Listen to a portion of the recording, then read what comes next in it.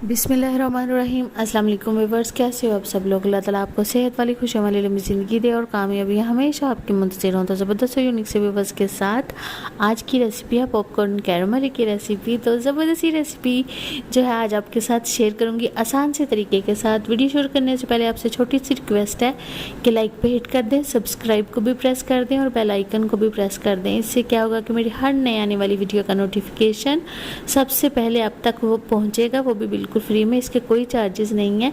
तो चलते हैं ज़बरदस्ती रेसिपी की तरफ। बिस्मिल्लाहिर्रहमानिर्रहीम। तो यहाँ पे मैंने एक कढ़ाई ले लिया और कढ़ाई में मैं ऐड कर रही हूँ 2 टेबलस्पून ऑयल।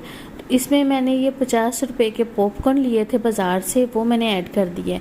अच्छा, अगर आप मकई की तरफ गौर करें तो ये बिल्कुल छोटे छोटे से दाने हैं, ठीक है। एक होता है बड़े बड़े वाले दाने, वो उसके पॉपकॉर्न नहीं बनते, और एक होते हैं छोटे छोटे से, और उससे ज़्यादा थोड़ी सी वाइट होता है इसका कलर।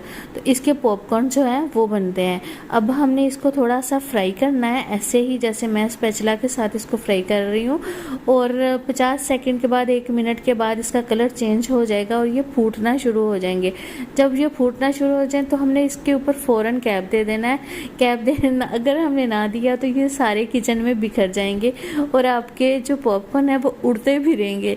इसलिए इनको हमने ढाँप देना है और फिर इसका नज़ारा देखना है। तो देखें कितने जल्दी जल्दी से ये फूट रहे हैं। और आपने इसकी मीडियम टू लो फ्लेम पे इसको कुक करना है। तो अगर आप पॉपकॉर्न कैरमल नहीं बना रहे तो आपने इसमें नमक ऐड कर देना है। और अगर आप पॉपकॉर्न कैरमल बना रहे हो, मीठे वाले बना रहे हो, तो आपने इसमें नमक ऐड नहीं करना।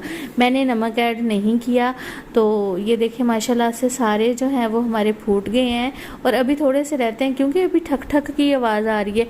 जब ठक ठक की आवाज़ आना बंद हो जाएगी तो इसका मतलब है कि ये सारे जो हैं वो रेडी हैं। अभी इसके नीचे थोड़े से हैं, तो अब आवाज़ आना बंद हो गई है। तो इसको मैं निकाल रही हूँ और ये देखें खुले से बर्तन में मैंने इसको निकाल दिया है। और इसके बाद चलते हैं इसका कैरमल रेडी करते हैं। यहाँ पे मैंने कढ़ाई ले लिया और कढ़ाई के अंदर मैं 1 कप चीनी का ऐड कर रही हूँ, ठीक है। इसमें हमने पानी वगैरह कोई चीज़ नहीं ऐड करनी।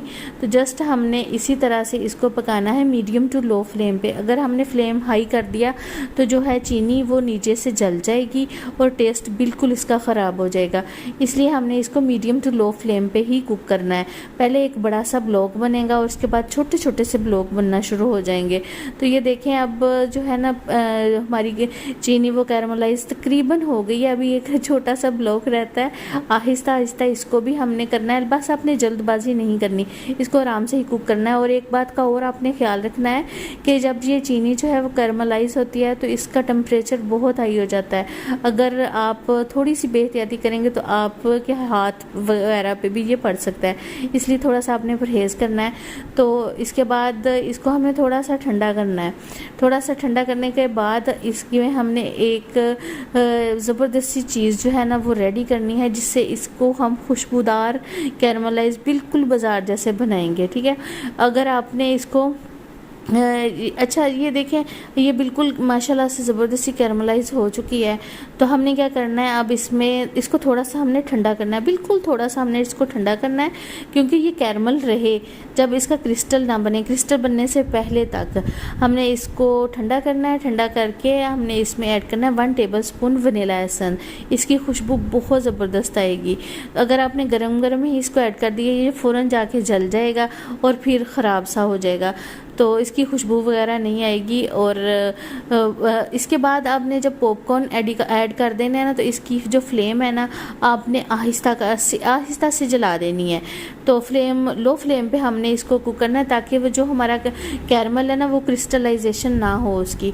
तो ऐसे नीचे से इसको हीट मिलती रहे और ये बिल्कुल हमारे जो पॉपकॉर्न है वो सारे के ऊपर कैरमल लग जाए। तो इसके बाद हमने इसमें स्पैचुला तेज़ी से चलाना है ताकि जो कैरमल है सारे पॉपकॉर्न पे लग जाए। इसके बाद खुला सा बर्तन लेना है, तो उसके ऊपर हमने इसको स्प्रेड कर देना है। और 10-15 मिनट के लिए, अगर सर्दी है 10-15 मिनट के लिए स्प्रेड कर देंगे। तो इसको फिर हम अलहदा कर देंगे। अलहदा करने के बाद इसको हम सर्व करेंगे और इसको इंजॉय करेंगे। अगर आपको मेरी रेसिपी अच्छी लगी तो प्लीज़ लाइक शेयर सब्सक्राइब ज़रूर कीजिएगा। अपनी दुआओं में मुझे याद रखिएगा। अल्लाह हाफिज़।